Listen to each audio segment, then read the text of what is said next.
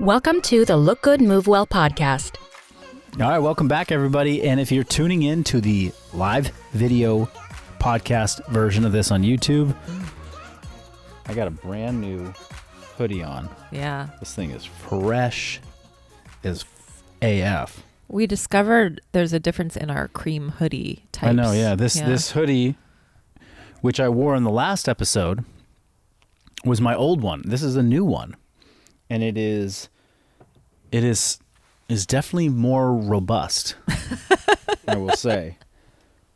I'm excited because we're going to be doing some merch soon, and I can't wait to have an updated line of stuff. I've been wearing more clothes in my workouts lately. I've noticed. Yeah. It's been a very cold winter. Yeah. And, I just want to... I've kind of been adopting more of that. I feel like CrossFit brought out the naked Marcus in me. Yeah. The naked Marcus workout in me. Yeah. And oddly enough, getting into more pump style bodybuilding is bringing out more of the clothed Marcus in me. Because the bodybuilders go for the pump cover. The bodybuilders cover up because they're, in theory, they really are only revealing themselves on stage when they're at their best. You know, it's like in prep, maybe you start seeing some sleeves come out, but you don't see a lot of, not like the Arnold days. They're not just like out there just naked training. They're like clothed. If like they get a good pump going, you might see like the hoodie or the oversized shirt come off and there's like a tank. But yeah. And then they go into like the back room where it's it's like good stage lighting and they practice posing shirtless, but that's not out on the gym floor. So in your current approach to clothing, what would lead to you disrobing? Starting to sweat a little bit. Maybe, there's a temperature situation going on. Yeah. There's a pretty sizable pump going on in the arms that just feel like, oh yeah, I'll let these puppies out. And yeah. To go full shirtless, maybe we're doing content. Maybe we're for the gram. For the gram. For the gram. I never was a shirtless person until I started training with you, obviously. And then that was just the thing to do. That's the move. But now it's so much more comfortable. I don't think that I could go back to fully robing. Right. Yeah. I feel you.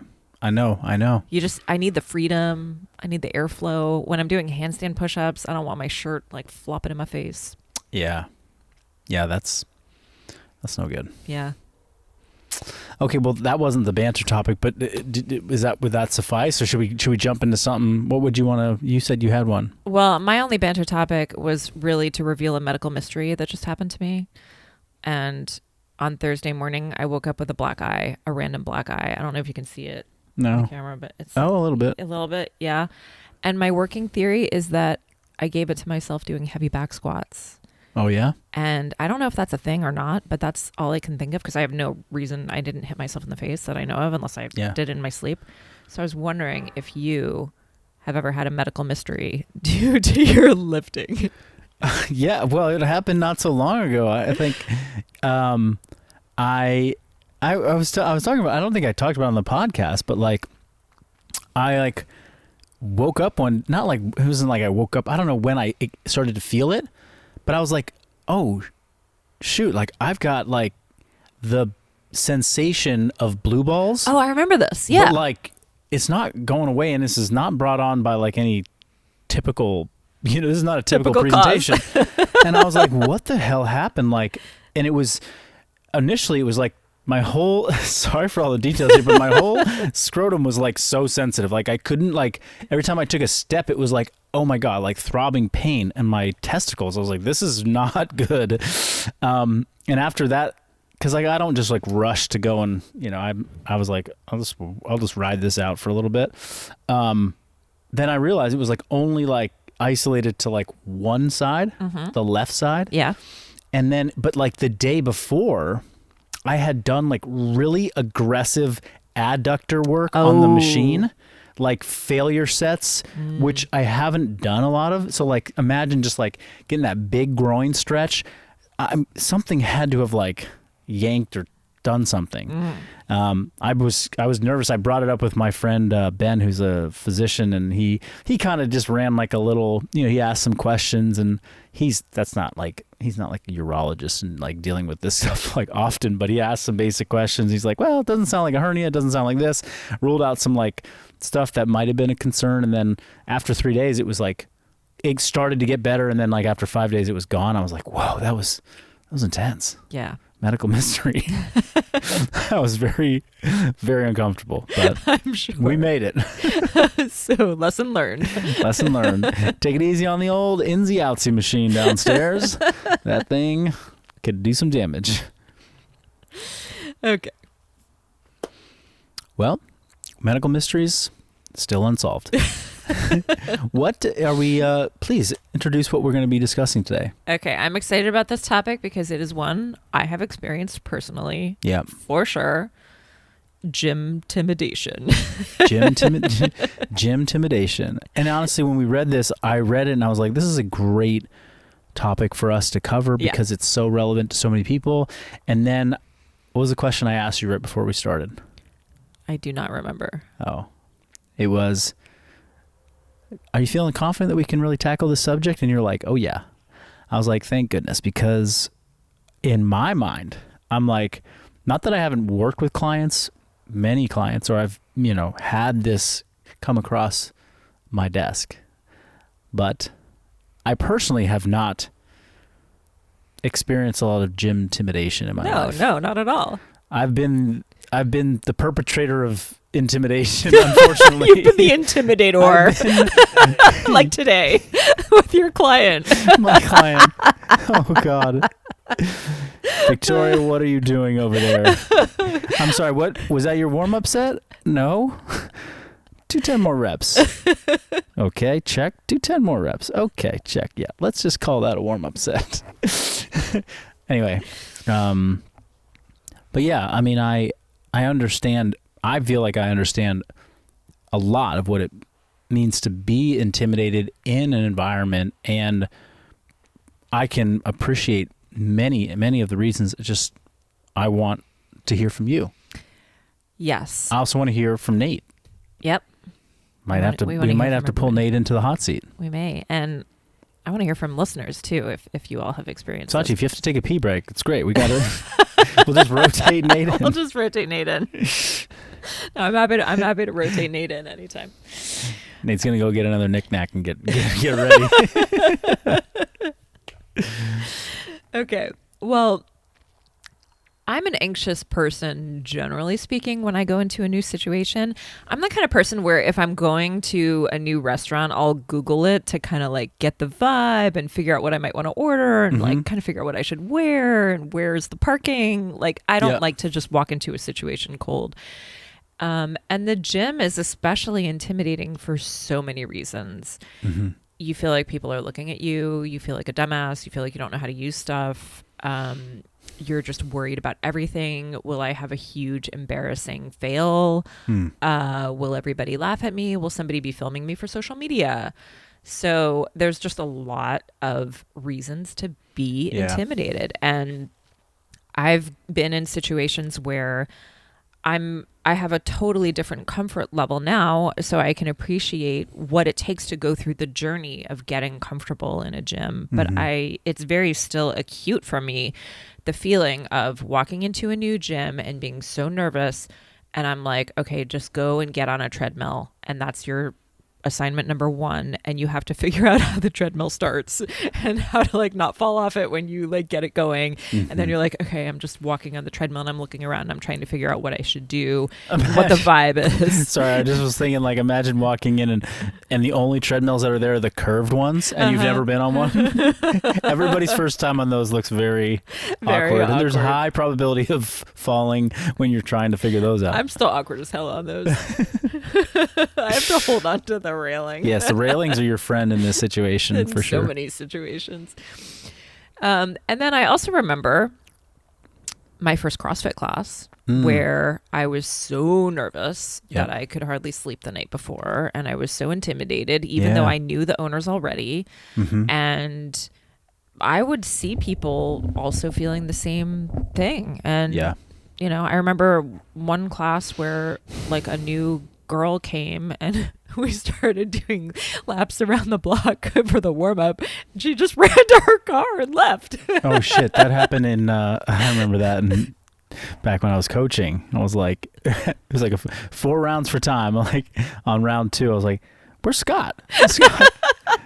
And Scott just noped out. He lived like a mile away, and he like ran it was home. a 400-meter run, and he just didn't do the turnaround. It was just like 200s just kept going. Poor Scott. Oh my God. Yeah. So the struggle is real for the Gymtimidation.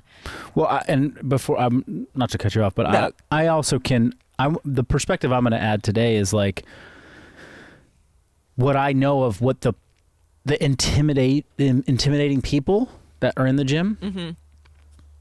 I can provide a little bit of the psychology of what that person is thinking. Yeah. And how it likely is not focused on the person who's intimidated. Well, and I think that I have become someone who looks intimidating in a gym. For sure. Yeah. I mean, I tend to not have like... Especially when you get all naked out there. when I got my babs popping. But, I think that we can certainly get into that. But I think the first thing to say also is that there's a lot to be said here for exposure therapy, where it's super uncomfortable at first and there's really literally no way around that. Yeah. And it does get better with more and more experience. So Sure. first thing to add. Yeah. Well, and as we're talking through this, I'm like, oh, well, that's where I was into, like, like in the last 3 years, maybe, I guess actually, back up 7 years ago, whenever we started to do like dance lessons as a couple, and then like we went from like dance lessons to trying like choreograph a wedding dance. And then it was like Megan wanted to keep doing it. Like, and I was like, yeah, okay. But I was like, fuck, I gotta go to like a dance studio. And like, it's not like a private thing in like a closed off room. Like there's all these people dancing. Yeah, plenty of the exposure concept that you're talking about. It's like that can be there in so many places in your life. You just have to get the reps in to be like, okay, like I'm starting to understand what's going on here. I'm getting more comfortable with those first few times can be incredibly difficult. Yeah. Mm-hmm. Yeah. Well, I would love to get into the psychology of the intimidator. Yes. Because I can imagine what it is like to walk into, say, the functional bodybuilding gym for the first time, and you have some really fit looking people who are making a lot of sounds and are wearing very little clothing unless Marcus is in a bodybuilding phase. And there's a lot happening that seems like it's really intense. In fact, I remember one time I was training, you and I were the only people training, and someone came in, someone that you knew, to talk to you, and she was like waiting for you to finish your workout. Oh yeah. And yeah, it was my sister-in-law. She just left. Yeah. And she goes, this is too intense for me. That's you were so like funny. doing like body rows, like screaming, like ah. Well, we've also been, the it's been probably 4 or 5 months now, but we've gotten into a routine of like Saturday workouts here where we invite friends. And Megan loves to invite everybody. Like anybody she talks, she's like, hey, come and work out, and so she's asking the question of people that have some experience. Maybe they're old clients of ours from like 6, 7, 8 years ago, or they're just friends of ours now that do fitness on their own or don't do fitness but want to get involved in fitness. Like, come and work out with us.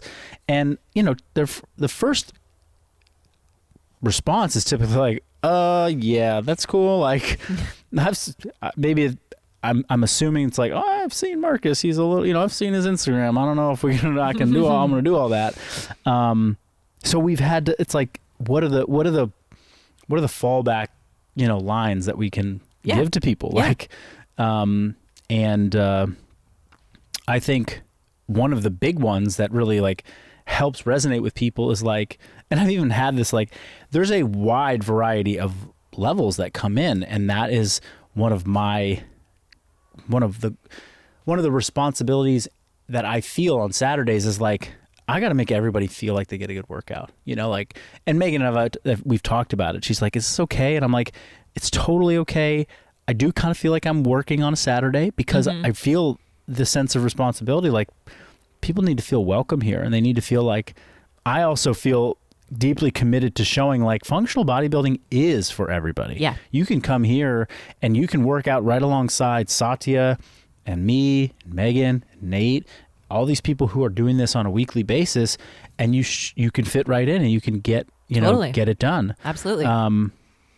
And it doesn't necessarily mean that everyone's like, sign me up, Yeah. People are like, no, I'm good. No, I'm good. I don't want to do it. Okay, maybe I'll try. And I think that is certainly an obstacle that I have in trying to, at this stage of life, where like a lot of the people that we're asking are like friends of Noah's, Noah's friends, like my kids' friends' parents. I'm like, hey, come on in, like, let's do something. And they're like, it's intimidating for sure. So what is the line that you give them that makes them feel well, like I describe, I'm like, look, we got people that are coming that have, like, we've gotten enough people through this that haven't had a lot of experience, and they come out and they come back. It's like, we got people who are working out once a week. People are coming twice a week. People have never really done any fitness. They're not in a routine. Like, we're going to make sure that you do the thing that's right for you. Yeah. And that's obviously a big part of how we structure our training, where, I want to provide programs and workouts that can scale up and scale down depending on what you've done, what you do. Yeah. Yeah. Okay. There's so many things coming up that I would love to address.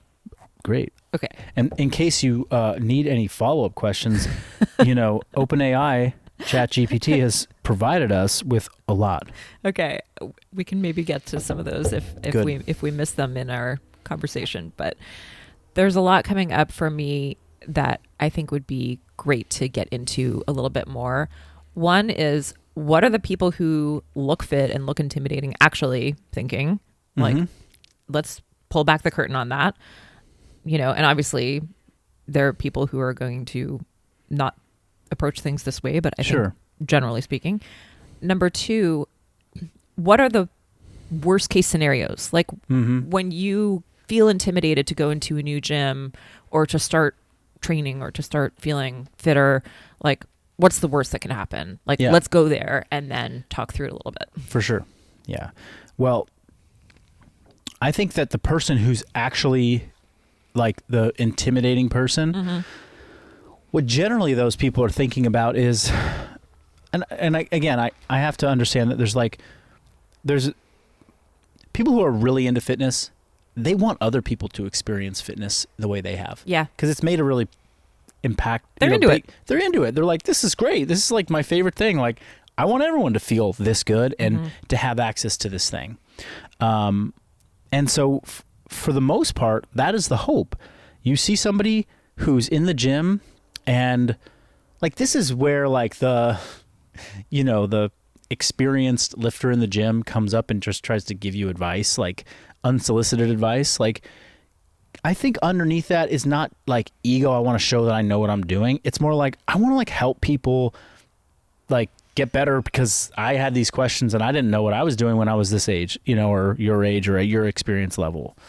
The other thing that's also true is that people who are very experienced are often very focused on themselves. Yes. Like, training hard is not like a thing that you can kind of half pay attention to and like kind of like, half focus on. Yeah. Like, if you're really training hard, if you're really getting results in the gym, it requires like intense focus. You're all there, present. You're not like, okay, I just did a set, I'm just going to kick back and I'm just going to like people watch and be, judge everybody else. Like, there's not a lot of room for that. Right. The most intense, the most intimidating people might not even know you're there. Yeah.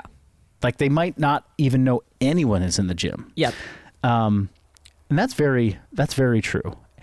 Now, with that person, you talk worst case scenario, the biggest fear should be, I don't want to mess up what they got going on. Mm-hmm.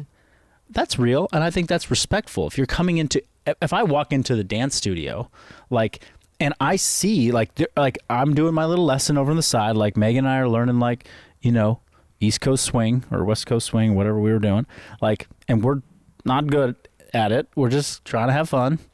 But I see, like, these, like, competitive ballroom dancers, like, doing their thing. Like, I'm like, hey, Nicole, like our teacher, I'm like, where do I stand? Like, I don't want to get in their way. Yeah. Like, I know that they're focused. And she's like, cool, just stay over here. Like, so having somebody to orient you to the space. Yes. Where it's like, where's it okay to be? Mm-hmm. Our gym can be very intimidating in that way.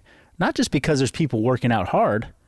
Like Satya doing her snatches, like, hey, where do I stand? Like, I don't want to be in the wrong place. But there's also cameras. There's a camera. Like, do I not walk there? And I remember talking about this with Geeta, our former media producer, and Nate knows this, but it's like, it's your responsibility behind the camera to, like, make sure people aren't intimidated by this thing. Mm-hmm. This camera is intimidating. And now with social media and influencers and, people who are really focused, they're also taking pictures of themselves. Mm-hmm. So it's like creating a very open communication about, like, hey, cameras are here to document and inspire, not to make you afraid to be in this gym. Yeah. Right? Like, that's not what it's for. If it's doing that, then that's our bad for making you feel that way. So I would say that those are kind of the main, like, if I'm in the gym and I'm really focused and somebody who's new comes in, like, I'm going to be very understanding if, like, they walk in and, start doing reps in my spot or whatever. Yeah. I know how to, like, communicate, like, hey, like, what's going on? Like, what are you working on here? Oh, cool. Like, hey, I'm working on that too. Can we share the space? And as soon as I say share the space, they'll be like, oh, that's cool. Like, no, I'll just go somewhere else. I'm like, then you guide them to, like, hey, just do it right here. Like, yeah. I'm just doing this right here. And however, worst case scenario, you'll find somebody who's a little bit aggro about it. And they're like, this is my time. This is my space. This is what I'm here to do. Don't get in my way. Mm-hmm. Which, the way around that, and depending on the facility or the place you train, it's kind of like what you talked about. It's like, walk into the new space and go find, like, the safe starting spot to just sort of, like, start to move and to get, like, a lay of the land. Like, get on the treadmill, just start walking, and now you can see, like, okay, this person's over there, like, lifting really heavy weights, and, like, they're on the squat rack. Like, I'm not going to go there right now. Right. But you're well within your bounds to be like, hey, when can I go there? Yeah. Are you going to be done soon? Like, and that's again, worst case scenario. Getting in somebody's way is more like that can just be not reading the room, the right way, which happens when you're nervous. Yeah. Right. Like, when I'm in a space and I'm nervous, like, I'm like, walking backwards into this, like, couple that's doing, their ballroom competition dance prep, and I'm like, whoa, I totally just walked right into you because I was so nervous about what I was gonna do wrong that I didn't really look at the room and read the space. Yeah. I think it's a huge boost in confidence when you just feel like you've got the hang of the flow of the room, and even a basic sense of, like, okay, I understand how people work in with each other on a squat rack, or how people share this thing, or like when someone puts their towel there, that means this, and reading all of the little cues. So yeah, I think that even just giving yourself permission to go a few times, and maybe walking on the treadmill is all you do that day. And you literally just, your first day is like, I'm just going to get the vibe and just see what I can observe about what the protocols are. And sorry, the other tool is what I just said that I did, which is, I hired a coach. Yeah. I didn't go to the ballroom dance with Megan and, like, go figure it out. the open floor and just be like, hey, babe, let's just, do our thing. It's like, no, here's a coach, and here's somebody who works here understands the flow, and they can kind of, so doing a personal training session or a series of personal training sessions, it's a great way to orient yourself. Yeah. And one more thing that I just want to make sure I hit on is that I said a number of times, like, the person lifting big weights, that was kind of misleading, because the person lifting big weights isn't necessarily the person who's like that's not what defines somebody who's serious or focused or who really is protective of their workout environment. Like, anybody lifting any size weights who is like, I'm here, I want to focus on this, and my ability to like kind of stay in rhythm of my training is what allows me to progress. Like,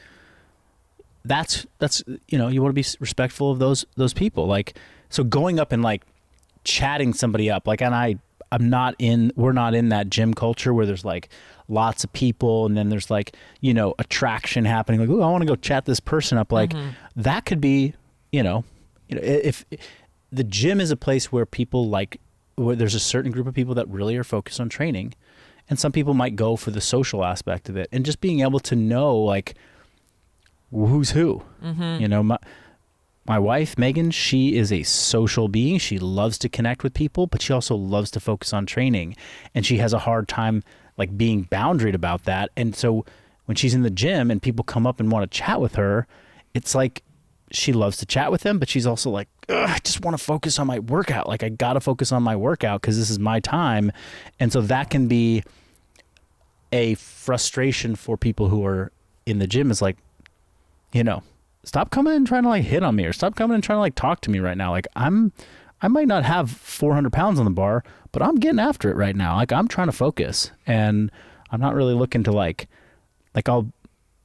I'll meet you in like the coffee bar outside after, you know, and we can chat. Yeah. Yeah. Well, I think having a guide and having like even a gym buddy or someone who can support you in the environment totally is very helpful.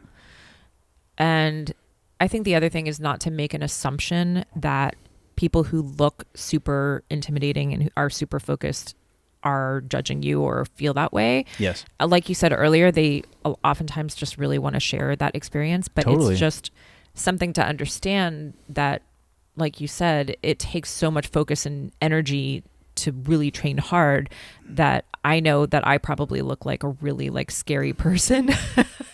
And it's something I try to be more conscious of when newer people come to our gym. Yeah. But you know, of course, anytime anyone asks me a question, I'd be certainly like happy to just even stop what I'm doing and help them fully. That was going to be what I was going to say. It's like, you can experiment with that too. It's like, ask questions. Like, when I get asked a question in a gym, like, most of the time I'm like, let me help you. Yeah. I want to teach you something. I want to help you, you know? And, and there's plenty of people like that who are, you know, deeply enthusiastic. It's not their job to be fitness instructors, but they just love fitness and they want to share that with people. And so if you're new-ish and you're in a gym where you're like kind of left to your own devices, like, you could ask somebody, be like, hey, do you mind, can I ask you a question? And if they're like, yeah, like, I'm sorry, I'm a little bit, you know, if they're like, you'll be able to sniff it out quickly. Like, oh, their focus is not, be like, okay, no worries. Like,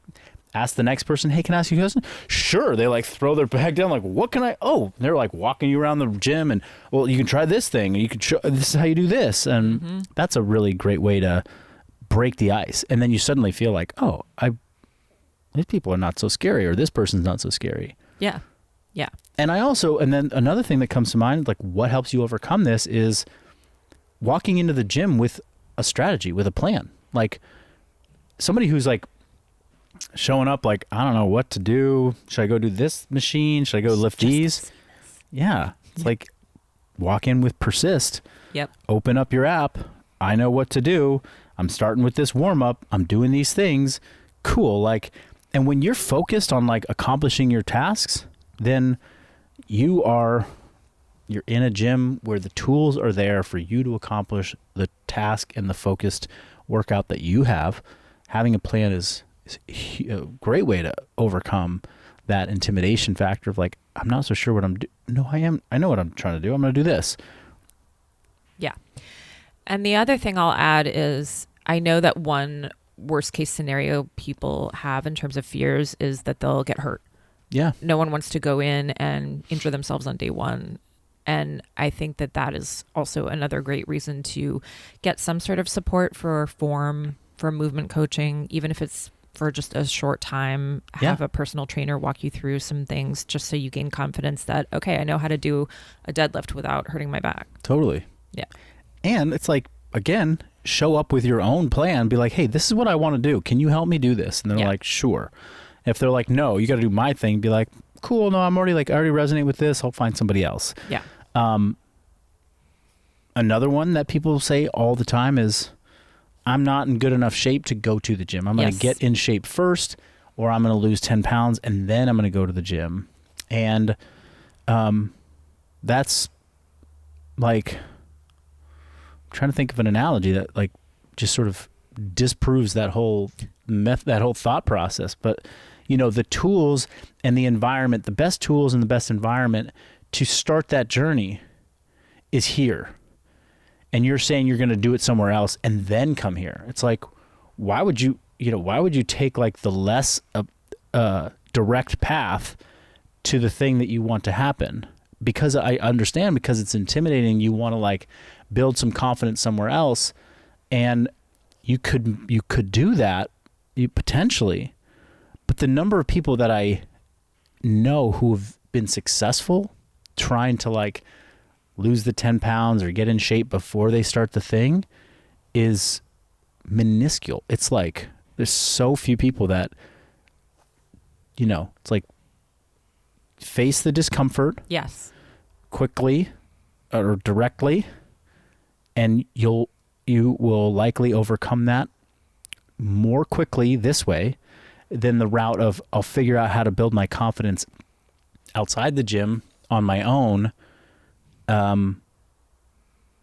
without a plan, right? Like it's less likely. Yeah, absolutely.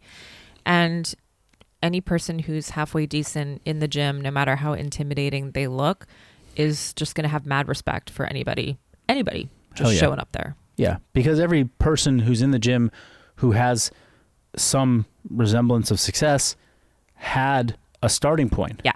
And I can actually, now that we're like going through this exercise of talking through this, I can remember being 13, 14, going to the gym. I had a gym buddy, went with my brother, didn't have a plan, but was with him, and we went, and it was a little scary, and I was like, I don't know what to do. So what I did was got on all the machines, and I just did what the machine told me to do. And after probably like 2 weeks, I was like, okay, I'm like kind of experienced now. Like I still didn't know a thing. I was still probably making lots of mistakes, but machine training is very accessible. Yeah. Because it's stable. You can load it appropriately. Like you're not necessarily going to get yourself into really compromised positions in most situations, right? Like I'm thinking like, don't go jump on the leg press and throw like 10 plates on there like to get started because you saw someone else do it. That's not typically what an intimidated person does on the first day.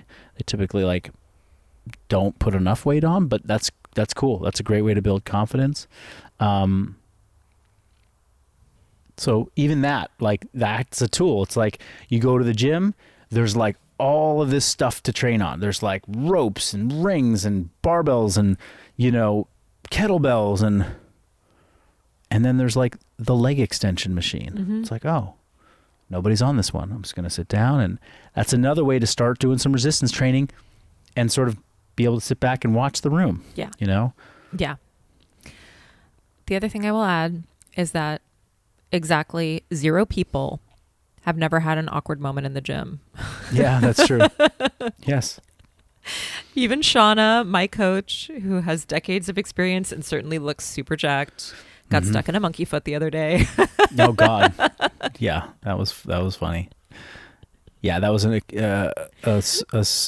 small user error Small user that error. led to a 20-minute rescue mission to get her foot. We had to use the jaws of life. Yeah, to get her foot out of. Otherwise, she was going to be walking around with a 12-pound ankle weight for the rest of her life. Yeah, till she could find something. Yeah, like I can remember like flipping barbells at the gym, like. And you might be even as you build experience, like your next awkward and, gym fail is right around the corner. Oh, like yes. something's going to happen. Something will. Yeah. And actually like the person who's like more at risk, the more like the person who should be intimidated, who's not, is the person who's got like a few months of experience and they're like, yeah, I got this. I think I'm going to go do the incline bench press today. I haven't touched that one yet. I'm going to switch from the machine to the barbell. Mm-hmm. And they load up one side of the bar a little too heavy and the thing flips over and you're like, what? And like, then all the trainers and everyone's running over and you're like, oh shoot. Like everyone's just looking at me like, this is not what I was looking for. Yes, that's more when you like kind of, you let your confidence grow too quickly. But even that is like, those are good memories. I remember being in the high school gym with, I can't remember his name, but somebody was like much stronger and like was kind of spotting me. And then I was unloading the incline bench. And I think I had like too much weight on one side and like completely stripped the weight off the other side. And it like, did like the big, the flip over and just thankfully no one took a header. And I was like, and they were like running over to help me. And I was like, oh geez. Oh, geez. I'm that guy. Yeah. Yeah. Well, we kind of rapid fired that towards the end. It's sort of like, oh, and this, and then this, and then this. But how are you going to wrap it up? How are we going to wrap it up?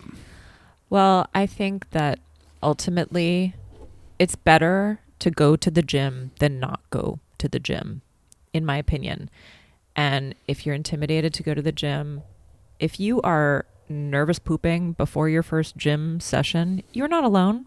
We've all been there. And I think that it's going to get better. Start small, start slow, start on the treadmill, get the vibe, get the flow, and get someone to help you. And you'll be on your way in no time. Yeah. And we're rooting for you. Totally. And like, just as a success story, you're in my mind, you're a great success story because as you said, like you were, when we met and we started working together, you weren't coming to the gym. And I think you were intimidated to come and train at the gym. And then finally you were like, okay, I'm going to come and train there. And, you had a coach, which was helpful, a guide, but you were at the gym training and it was uncomfortable. And 6 years later, you're now the intimidating person. So perhaps that's a reframe. Like, I'm going to get into the gym and I'm going to go and overcome this thing and become the person that people might be intimidated by. And I'm going to change their experience by being supportive, by being welcoming, by helping guide them, and by always, as an experienced lifter, and for all of you lifters and fitness people listening, if you're experienced, remember your origin and remember that you also carry a responsibility to keep those people around you who are new, who haven't adopted fitness as their life. Mm-hmm. You have to keep their experience in mind, your responsibility to help keep them safe and have them coming back and hopefully arriving where you are. And that is how we pay it forward. Yeah. So for you FBB enthusiasts who are deep into your persist journey, who know how to do tempo and supersets and drop sets and rest pause sets and all the stuff. Cluster sets. All of it. When you see somebody who's looking a little shy, just either give them the space, respect that they're in a different place than you. You can stay focused, but it's our job to help them. Yeah. And Saturday workouts will continue to be my opportunity to do that. Yeah. So if you're in the area, you want to come work out on Saturday, hit me with a DM. We can talk about it. Or DM my wife and she'll definitely invite you. She loves you. All right. See y'all next time. Send us your questions. We'd love to know what you want to hear about on the show. And Philly out.